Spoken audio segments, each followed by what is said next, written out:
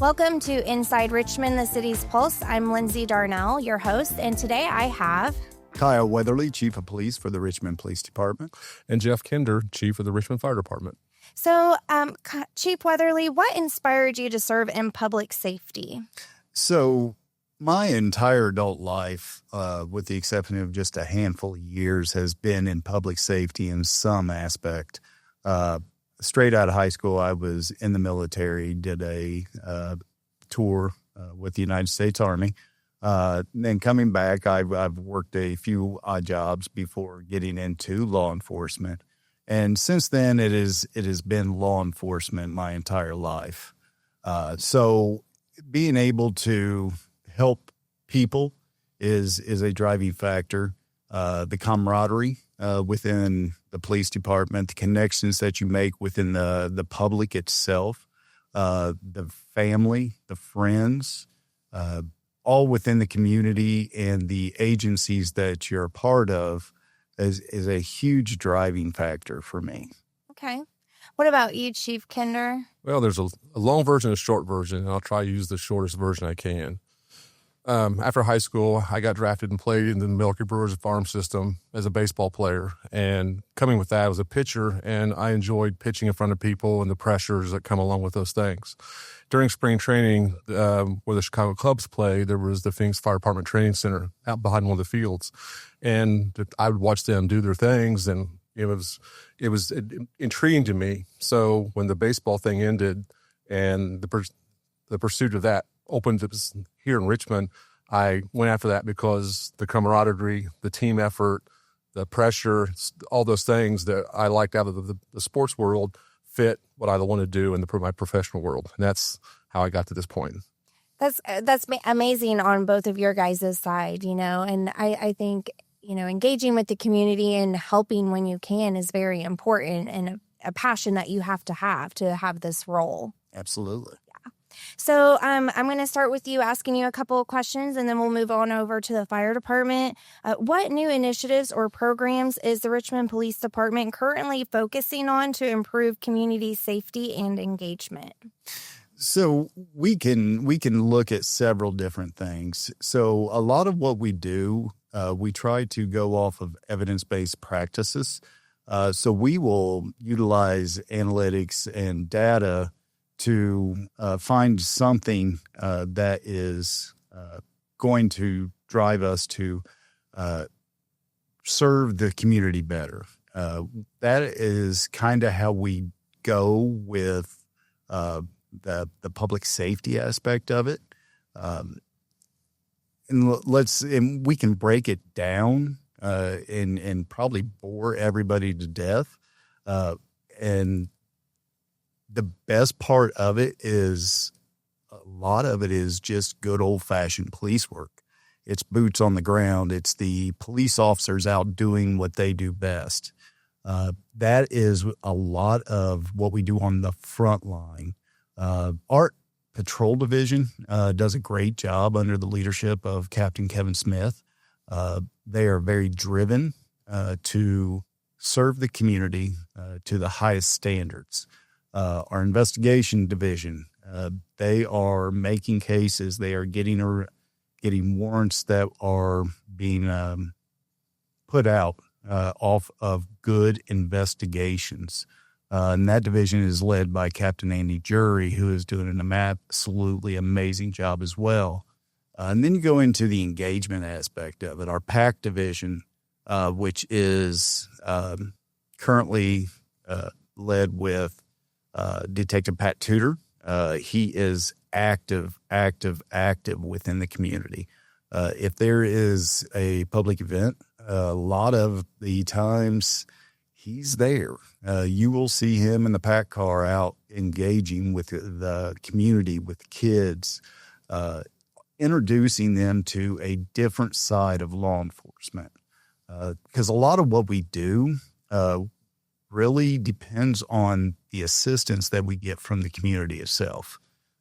It makes not just a case better when we get the community involved.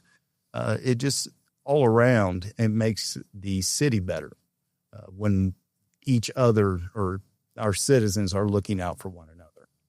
I agree. And, I think seeing Pat Tudor, Detective Tudor, out at a lot of these events, it's really building a trust with the community, too. So they're not having this fear or, think of police brutality, because that's not the case. That, you guys get a lot of backlash, but that's not the case. You guys are really in it to protect the community and have that relationship with them. Absolutely. It's letting people see the other side of the badge. Mm-hmm.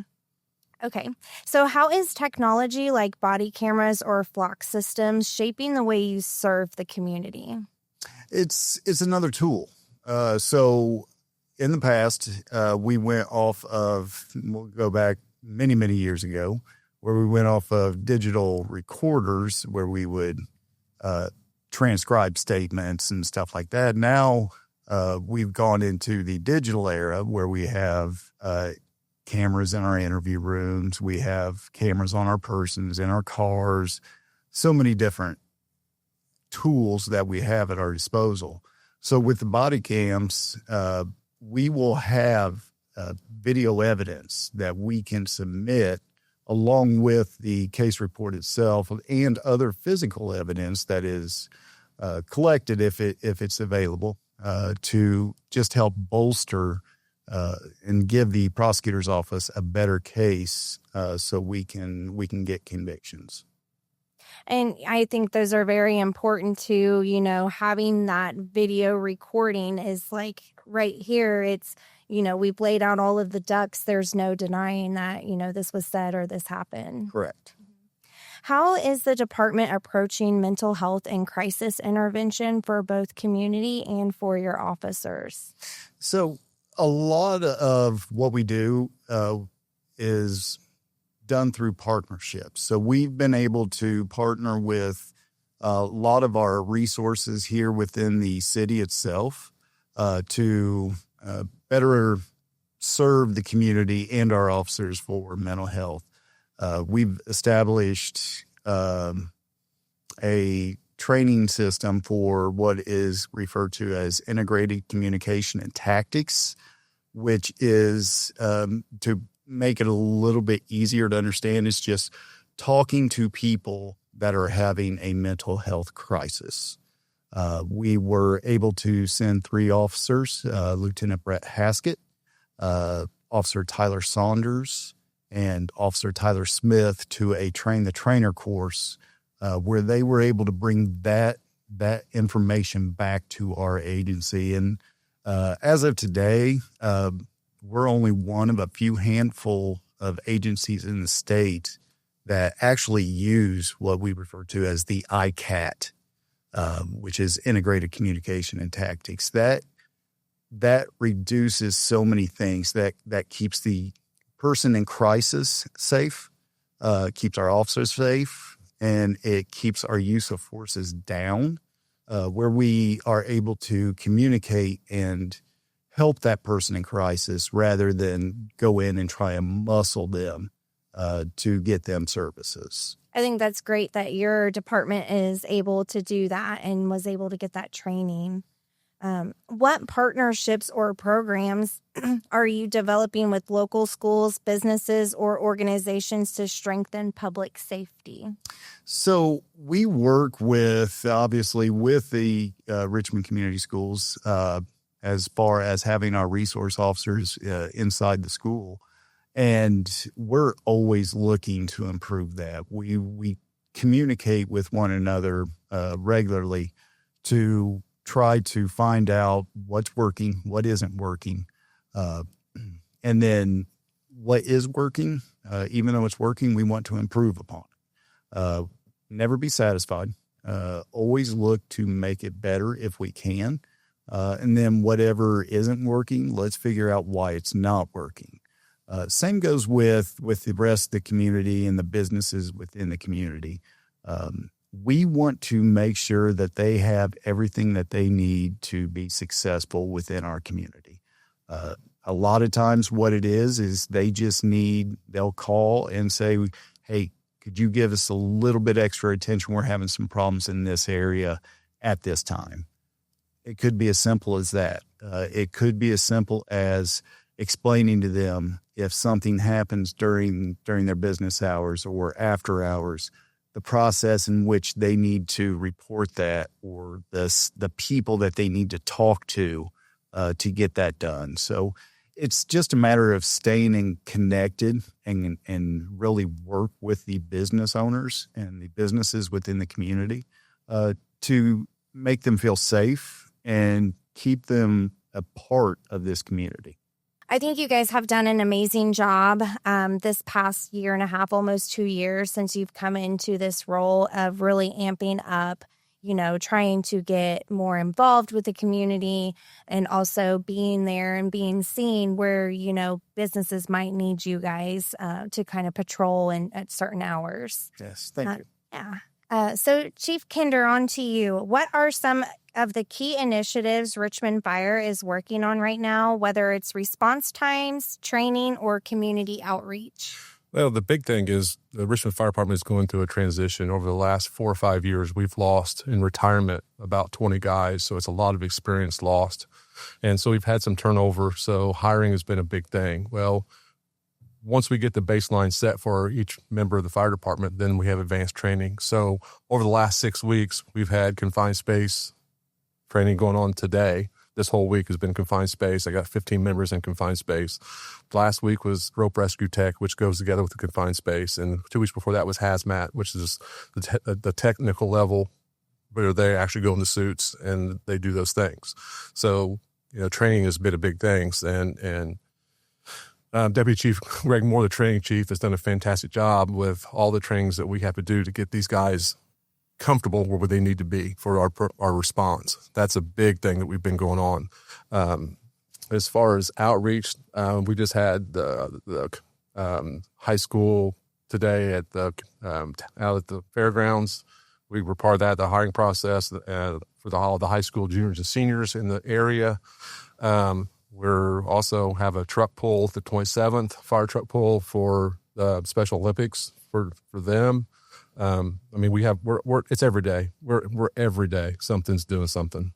How are you addressing prevention and education, helping residents stay safe before emergencies happen? Well, out at the Safety Village, we've had over 7,000 kids go through that program, and we're expecting another 1,400 this year, and that's as ages 4 to 19, and they're taught fire safety and fire recognition and pre-planning at home and emergency situations at home for that stuff, and to get used to being around, because the firemen come in, they get to touch and feel us and see us in action, put our gear on, and try to develop that part of it.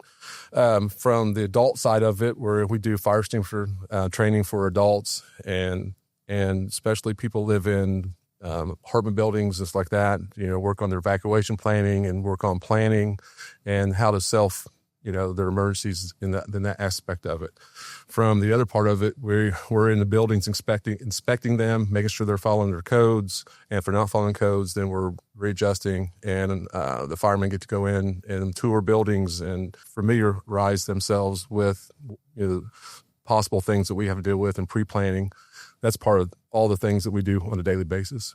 So actually talking about an evacuation plan, I was talking to a firefighter, it's probably been a couple months ago, and he asked me, he said, do you have an evacuation plan in your house, and do you have a meetup spot? And I was like, you know what? I've never done that. We've done that in school. We had fire drills, but I have never thought about doing a fire drill in my own home. So I thought that was really interesting to be taught that you really need to have that in the home, especially when you have children. Well, we stress it at all levels, even from the commercial level. If we have a fire in your building, there's evacuation plan for them and a staging area, because that's the first thing we're going to ask, is everybody out? Is everybody accounted for? It's the same thing all the way down to the residential. Is mom and dad and the kids out? That's the first question that we're going to ask, because we'll do whatever we can to save that life, no matter what. We're going to do it. And it's a lot easier knowing that everybody's safe for our personal safety, because we'll risk a lot to save a lot. That's just the motto that we use. Right. So how is Richmond Fire Department preparing for emerging challenges like industrial growth, extreme weather events, or changes in building materials? Well, the modern world, a lot of modern things have happened, and we are always pre-planning for, because a lot of our homes now are lightweight construction, so their failure time as far as burn time before failure is a lot faster than the older homes. Obviously, you go on the road now, we have electric vehicles. That's a whole different battle that we have to address and deal with from that standpoint, how if we have to deal with those kind of accidents, fires that come along with those things. So we're always, every day, we're always looking at ways, best practices, putting in our training, researching it to make sure the best thing we do, because obviously scene safety and our personal safety is first, and then how we deal with those situations. Mm-hmm. And then what steps are being taken to support firefighter wellness and resilience given the physical and emotional demands of the job? Well, it's one of the things that we always pay attention. We always pay attention to that. We allow our guys to work out for physical fitness to help. Hopefully that, that stress relief is for the physical fitness. In any call that we have that is deemed to be a high level call, we're always giving the opportunity for some kind of stress debriefing. The tough guy mentality that I came on in with 30 years ago isn't that way. We're more apt to open up and communicate. And we have, through the International Fire Association, there's avenues that way. And then through the city policy, there's things they can do that way. But it's all about opportunity for them. And because I can't make you do anything, I want to lead you through it. And, I can use my experience as a 30-year firefighter to say, hey, these things matter. You need to do these things. And so that helps when you have senior leadership helping you with those things. But the opportunity is always there for them in whatever capacity they need. We're always there, because my motto is I work for them, and I want them to feel as safe with me, and our administration and the city's well-being is most important. Mm-hmm, I agree. So I want to kind of talk about how you guys collaborate during calls. So when a major call comes in, like a car accident, a structure fire, or a hazardous materials situation, how do the police and fire departments coordinate efforts on the ground? Well, it depends on the call. That's the first thing, because, if we use 70 as an example and it's a highway accident, and, depending on that call, if it's a semi or it was a hazmat incident, what's that call going to be? It dictates what's going to happen. And once that happens, we send an IC, which is incident commander, onto that scene, and that scene, he's going to command that scene, and he's going to say, I need this, this, this, this. And we may need police to shut down the road or, start evacuating the area in those natures. And that's kind of how it's through communications process. And like I said, we're basically based on military anyway. So how our command structures work, it works well with both parties. Yeah. And I'll say on the police side, it's when we get there, whether, again, it's like Jeff said, it depends on the call. So on a traffic accident, if we're there before the fire department, then we are going to park a vehicle that is going to make that scene safe. So it's all about scene safety, not just for the officers and the firefighters, but for the people involved as well. So it really just depends. And then again, kind of like what Jeff said, we go through communications, and then usually with RPD and RFD, we are so close to the vicinity that usually we're getting there within just a short time of one another. And then our incident commander or our scene commander is speaking to one another, communicating to make sure that everybody has the resources that they need. Yeah, so it's not just one department is taking care of all of it, especially when you need safety. You guys really work as a team. You're not separate, and you are separate departments, but on these situations, you guys really do pull together and have that teamwork. Well, I can use, a fire a few years ago, Northwest Fire. That was a 14-acre fire. That span of control was out even for what the fire department could do. We could try to contain the fire, but when we started saying we need evacuations, we have to rely on police. And then that's got to be coordinated because, the NIMS that we use, the command structure IC we use, the fire department's been doing it my whole career. It's kind of a newer because their officers are more in their car by themselves a lot. So having an on-scene commander, like I said, when that happens, they all start communicating, and which makes it efficient. Yeah.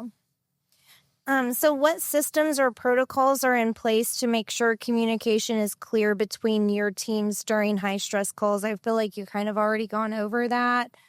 So you do have those commanders there.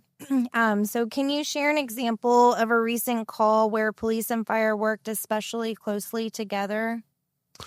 I could say this 3 nights ago, we had a fire on Northwest I. Yeah. And it was a fully involved structure fire, possible entrapment. We didn't know.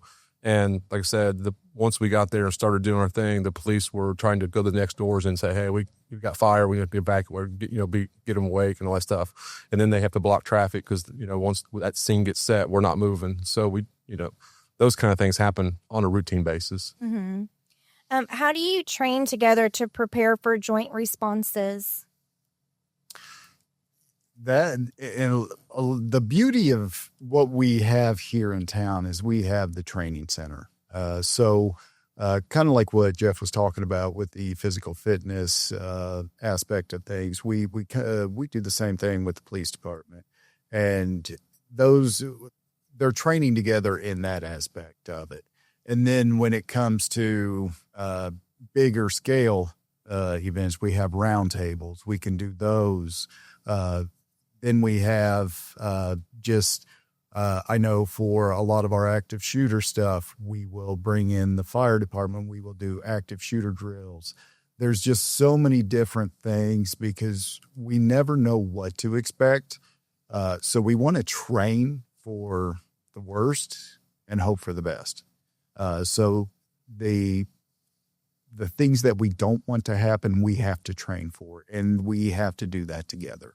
Now, I want to say about a year ago, you guys had a mock casualty training, and I think you guys were both working together on that training where you had the helicopters come in, you had police there, you had fires. That happened in my career. Probably in the last 10 years, we've probably been through 4 or 5 of those at schools. Down at the training center, they've done down at the training center. It's a worst case scenario thing for us. Yeah. So I kind of want to talk about community and future focus. How do both departments engage with the community outside of emergencies? I kind of want to talk about National Night Out. You guys got together. This was a police department event, but fire department was there. You guys want to talk a little bit about that? Yeah, so it's a national campaign for the police department, but with National Night Out, it's a community event. We want fire. We want all agencies. I mean, Sheriff's Department was there, all the town agencies, volunteer fire departments, Lifeline was there. We were lucky enough to get them to come in. This is for the community. We want to give them the opportunity to come in, have fun, get to know a lot of the officers and the firefighters, not just from within the city, but the countywide, because this is home, and we want them to enjoy not just being here, but being active in our community. Well, and tagging with that, giving us the opportunity to, because we got to do the water slide stuff, which was a big hit for everybody, and even the adults wanted to do it. So the kids in us get to come out and play a little bit too with us, and we get to be real to the people. They get to see us and touch us and realize we're just real people, just like they are. We just got a job to do, and getting the kids and all the things that come along with that is that's what it's all about. Yeah, I agree. We went, and our youngest, my 5-year-old, had a blast, not just on the water slide, but all of the events that you had face painting there, you had the bounce houses there, you had hot dogs and hamburgers, chips and water. It was amazing. The Lifeline was a big hit. I did not realize how much wind a helicopter puts off when you're standing that close. It was kind of shocking. I've never been that close to a helicopter. So it was a fun event. I mean, I really encourage the community to get out there next year when you guys hold it again. Well, that's that part of that communication, because we're used to landing helicopters. We know how to do it all the time. I mean, we do it all the time. Police don't do as much as we do. So when they said we need a helicopter, I'll do this. It makes it simple for them. So, and we had to make sure the space was measured out so we didn't blow the tents away. And there's things that come along with that. But like I said, those things, that's, using our strengths. Mm-hmm. So looking ahead, what collaborative initiatives are you most excited about? Do you think it would be the National Night Out when it comes to community engagement? So I'm gonna put a plug for Detective Tudor out there. We've got our Halloween haunted house coming up here next month. So that'll be down at the training center again. I know Jeff has already talked to Detective Tudor a little bit about that.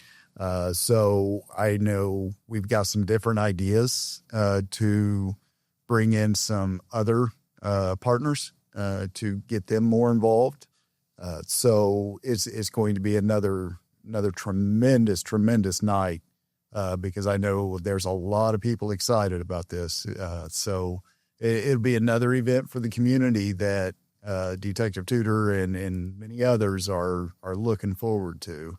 So that's just a plug for the haunted house, but no, and a lot of it is what we're looking forward to is just serving our community. The city of Richmond, we have the luxury of having some of the best police officers and firefighters in the area. I mean, ever.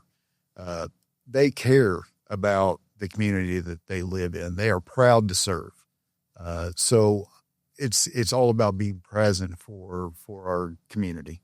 And I was going to say that I have noticed that the compassion that the police department, the police officers, and the fire department, the firefighters have for the community, it's outstanding. It's even shocked me to see that compassion. It's always about relationships. It always comes down to relationships. And even between police and fire, I've been on for 30 years. And when I started, police and fire we were here. But today, we were more in common and closer than we've ever been. Not that we have to train and do everything together, but the political societies we're living in, the political times we're living in, we're kind of, we respect each other. And that's what really matters is we have that ultimate respect for each other and to do our duties and get the things done in our community and those beliefs.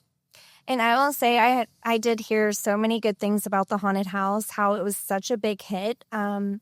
I couldn't take my 5-year-old. When I had talked to Detective Tudor, he's like, oh, no, I don't think it's, he's ready. He was 4 at the time. And he's like, it's not for the little kids. It's more for the bigger kids. So this is something to get the teenagers out and to enjoy. Yeah, and it is geared more for the older kids. But we do have some great events going on for the younger kids. I know we have Trick or Treat at Safety Village. We have Trick or Treat out the Parks Department. Then the citywide Trick or Treat. So there's just so much to do, especially coming up next month. There's so many good places that you can go and the kids can trick or treat and be involved. I know the Veterans Park. I just got some information now that they're going to have a trunk or treat down there. So coming up on some fun times within the city. It's going to be great. Yeah, and I do want to make the announcement to you guys that the citywide trick-or-treat will be on Friday, October 31st from 6 p.m. to 8 p.m. We will be advertising that more on our social media, but I've had a few people ask me. I didn't want to put the information out too early in case there might have been changes, but we did finalize that. So I do have one more question with community and future focus is how can residents of Richmond support the work you're doing both individually and as a community? Well, for me, the community, they're the first call. They make the call. I mean, because we're emergency services. We come when the bell rings. In our community, they're the first call. So, once we get that and don't walk away for something, stay with us a little bit, understand we're coming. And we're always going to be coming. That's why I want the community to know that we're always going to be coming. 24 hours a day, 365. We're coming every time. Yeah, and I'd just throw out there, just be kind. Care about one another. care about your neighbor, care about the officer that comes. We are coming to do a service. So if you don't like what they have to say, it may be because that we are kind of bound by the law that's there. So it's not that they don't care about the person and the problem that they're having. It's just there's only so much that they can do. They can't go beyond the scope of the authority that they've been given. So it's all about caring about people. And that's the message that we need to push. Just care about one another. Yeah, I agree. I think we need to do that. It seems like as, we have been progressing and, our generation's getting older, the younger generation coming in, they seem to be kind of not so worried about their neighbor. They've got their friends, and I've noticed, neighbors don't say hi to each other anymore, just in my neighborhood. And I think it is really important to be kind and be kind to your neighbor and care. If you see something, say something. Absolutely. So in closing, if you could leave our listeners with one message about the partnership between Richmond Police and Fire, what would it be? I think I just said it. We're 24/7, 365. We're coming, no matter what it is, we're going to come in and mitigate whatever is in front of us every day. And we're here to serve the city. That's what we do. We're united to protect the citizens of the city of Richmond. Yeah. Well, guys, I think this was really great information to get out and to kind of see how you guys collaborate. I want to thank you guys for joining me. Thank you for having us. Thank you, Lindsay, for having us. Yes. So that's Inside Richmond, the city's pulse. Join us next time.